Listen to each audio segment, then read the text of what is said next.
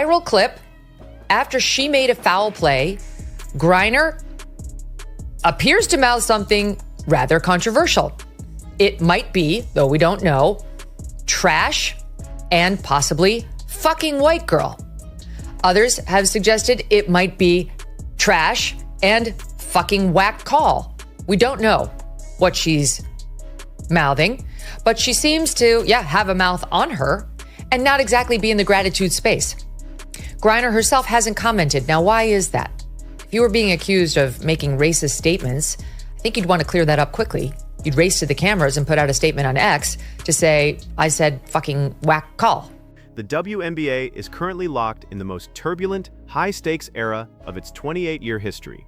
On one hand, the league is celebrating unprecedented financial success, record-breaking broadcast ratings, and sold-out arenas across the country, driven almost single-handedly by the meteoric rise of Indiana Fever superstar Caitlin Clark. On the other hand, the sport is being rocked by a series of explosive internal conflicts, simmering rivalries, and shocking culture clashes that threaten to tear its growing fan base apart. Just as the sports world was processing Brittney Griner's controversial comments about fan noise and light racism, a brand new controversy has sent shockwaves through social media, bringing major political and media commentators directly into the arena. At the absolute center of this latest media firestorm is viral court footage of Brittney Griner during a heated matchup against Caitlin Clark. In the video, following an aggressive foul play, Griner can be seen turning around and mouthing words directly in Clark's direction. While lip readers and social media sleuths debated whether Griner uttered a heated basketball phrase like whack call or a racially charged slur targeting Clark, one prominent media figure stepped forward to deliver a crushing analysis that completely shifted the narrative. Megyn Kelly, one of the most formidable voices in independent journalism, took to her show and asked the one devastating question that Brittney Griner and the WNBA leadership simply cannot answer. Thing to see these men running in track meets, and clearly they're faster than the women and they can jump higher than the women, to no one's surprise. But it's another thing entirely to see them competing in rugby or ice hockey or field hockey or physical boxing. Boxing, for God's sake. If we're going to allow that, we'll allow. To understand why Megyn Kelly's commentary blew up the internet, we have to look at the exact details of the incident that triggered this national debate.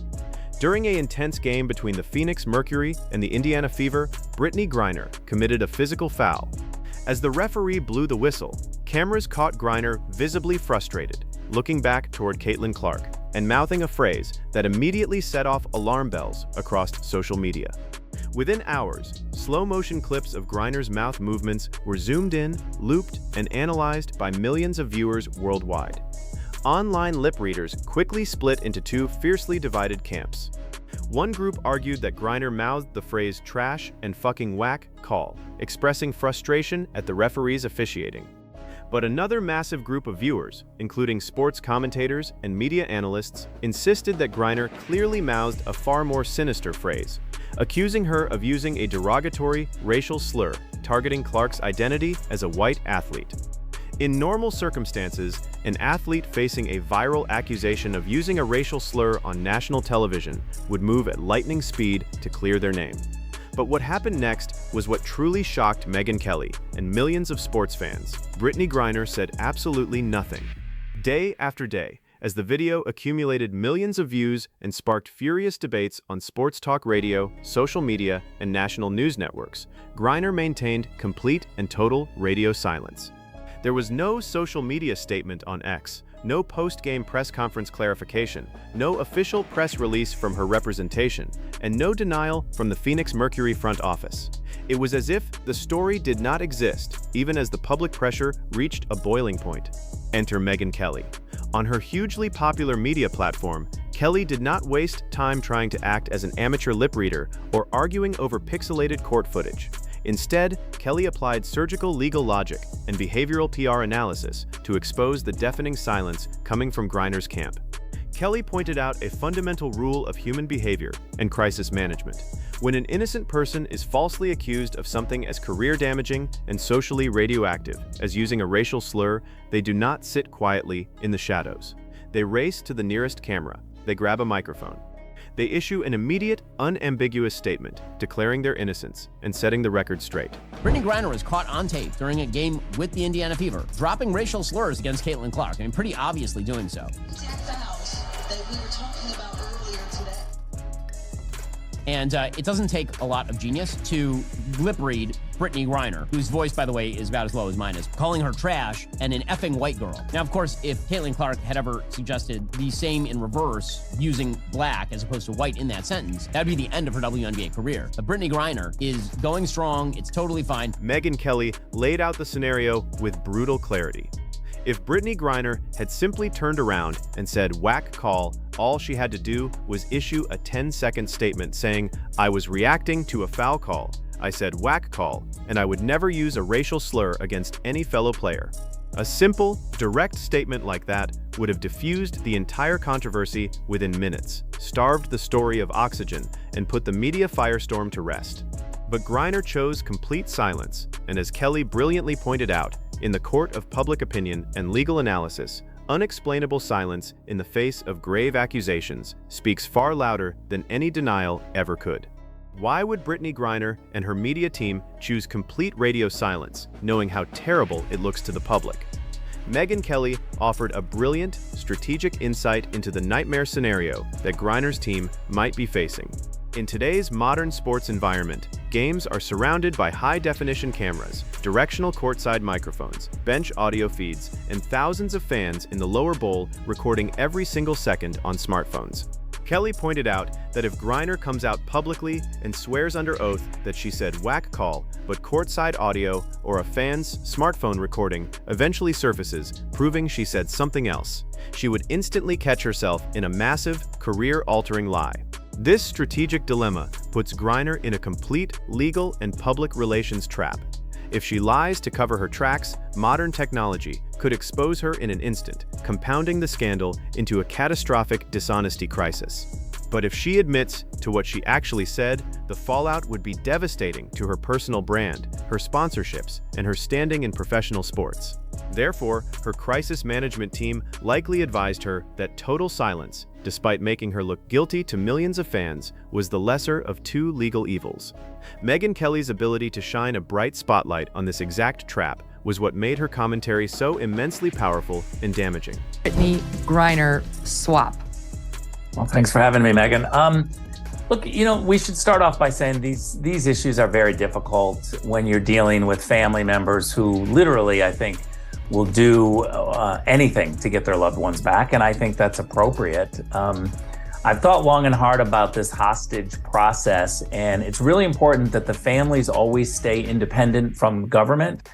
Government certainly doesn't want to have a slippery slope of doing something that encourages regimes like Putin's regime to somehow start grabbing people and using them as a weapon in negotiations. Certainly we know that if that happens, they'll just start grabbing Americans wherever they can and then start with demands. But I think in particular, this Griner. Furthermore, Megyn Kelly highlighted the glaring, undeniable double standard that exists in modern sports media coverage when it comes to racial incidents. Kelly posed a thought-provoking, uncomfortable question that exposed the hypocrisy of mainstream sports journalism. Imagine for a single second if the roles were completely reversed. Imagine if Caitlin Clark committed a foul, turned around, and was caught on national television mouthing a racial slur at a black opponent. What would happen to Caitlin Clark's career? The answer is painfully obvious to anyone paying attention. Caitlin Clark's career would be dismantled within 24 hours. Corporate sponsors like Nike, Gatorade, and State Farm would drop her endorsement deals instantly. The WNBA would issue an immediate suspension. Mainstream news outlets would run non-stop headline coverage condemning her behavior, and sports talk show hosts would demand her permanent banishment from professional basketball. Her reputation, marketability, and legacy would be destroyed beyond repair. Yet, when Brittney Griner is caught on viral footage mouthing what appears to be a racial slur, mainstream sports networks like ESPN and traditional sports writers suddenly turn a blind eye. They avoid showing the clip, they refuse to ask Griner direct questions in post-game press conferences, and they treat the controversy as if it does not exist. This glaring asymmetry in media treatment has infuriated sports fans across America, driving millions of viewers away from legacy sports networks and toward independent media outlets like Megyn Kelly's show, where commentators are willing to speak uncomfortable truths. Megyn Kelly also tied this latest incident back into the broader context of Brittney Griner's history, public persona, and relationship with the American public. Griner has long been a controversial figure in American sports, known for kneeling during the national anthem and expressing deep dissatisfaction with American society. But that history took on a profound international dimension following her arrest and conviction in Russia for carrying cannabis oil into a foreign airport.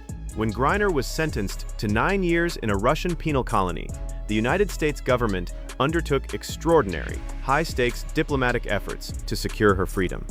The American administration ultimately agreed to a controversial prisoner swap, releasing Victor Bout, a convicted international arms dealer known worldwide as the Merchant of Death, who had been serving a federal sentence for conspiring to sell weapons to kill American citizens.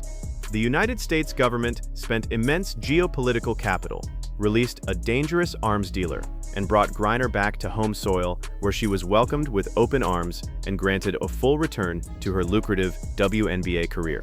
Megyn Kelly underscored the staggering lack of perspective and gratitude displayed by Griner's ongoing behavior. The United States government moved heaven and earth to rescue her from foreign captivity, allowing her to return to a country where she earns a lavish living playing professional basketball in front of American fans. Yet, upon returning home, Griner has spent her platform complaining about fan noise, labeling enthusiastic crowds as light racism, and now remaining silent over viral accusations of using racial slurs against Caitlin Clark, the very player driving the league's economic renaissance. This profound disconnect between Griner's privileged reality and her ongoing victim narrative has alienated millions of everyday sports fans. Working-class families who save up money to buy WNBA tickets, purchase jerseys, and support the league are tired of being lectured, insulted, or labeled as toxic simply for being passionate at basketball games. They want to watch world-class athletic competition, celebrate rising stars like Caitlin Clark, and enjoy an entertaining environment free from manufactured racial grievances and athlete entitlement. The ripple effect of this controversy on the WNBA as a whole cannot be overstated. The league is currently standing at an unprecedented crossroad. Thanks to Caitlin Clark, Angel Reese, and a phenomenal rookie class, millions of new viewers are giving women's professional basketball a real chance for the first time in 28 years. Sponsorship dollars are pouring in, charter flights have been secured, and player compensation is poised to skyrocket in upcoming collective bargaining negotiations. However, if veteran players like Brittney Griner foster an atmosphere of hostility, resentment, and racial animosity toward the new stars bringing in the money, they risk destroying the golden goose that is funding their future. Casual fans who tune in to watch high-level basketball will quickly tune out if the sport becomes defined by petty jealousy, racial slurs, and toxic media drama. The leadership of the WNBA and team executives need to realize that holding players accountable is not an attack on the league. It is a vital step toward protecting the league's future and ensuring long-term commercial viability. Megyn Kelly's fearless commentary provided a masterclass in accountability and common-sense media analysis. By stepping outside the echo chamber of mainstream sports reporting, she asked the fundamental question that every sports fan was already thinking: why won't Brittney Griner simply deny the accusation if it isn't true? By highlighting Griner's deafening silence, Kelly dismantled the defensive narrative and forced the sports world to confront an uncomfortable truth about athlete privilege, double standards, and the responsibilities that come with playing under the bright lights of primetime media. As the WNBA season continues to unfold, one thing is abundantly clear: the era of quiet, low-stakes basketball is officially over.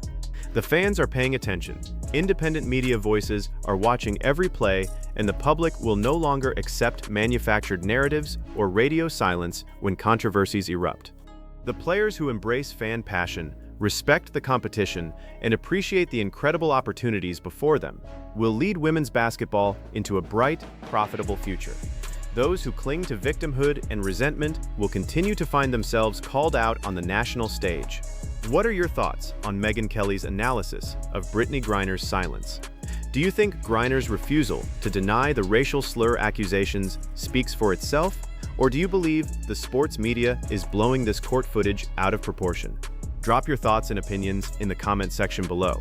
If you found this breakdown insightful and want to stay updated on all the latest WNBA news, sports media commentary, and deep dives, make sure to hit that like button, subscribe to the channel, and turn on the notification bell.